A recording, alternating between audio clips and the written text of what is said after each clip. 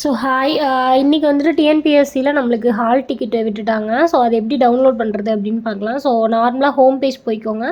போயிட்டு ஏற்கனவே பதிவு செய்தோர் அதில் வந்துட்டு உங்களோட ஒன் டைம் ரெஜிஸ்ட்ரேஷனோட ஐடி பாஸ்வேர்ட் ரெண்டையுமே வந்துட்டு கொடுத்து ஃபில் பண்ணிக்கோங்க. ஸோ அது ஃபில் பண்ணதுக்கப்புறமா வந்துட்டு கீழே கேப்சா கேட்டிருக்கும். ஸோ கேப்சா என்ன அப்படிங்கிறத கொடுத்து ஃபில் பண்ணிக்கோங்க. ஸோ இதே மெத்தட் தான் வந்துட்டு ஃபோன்லேயும் நான் சிஸ்டமில் காட்டுறேன். ஃபோன்லேயும் இதே மாதிரி தான் பண்ணணும்.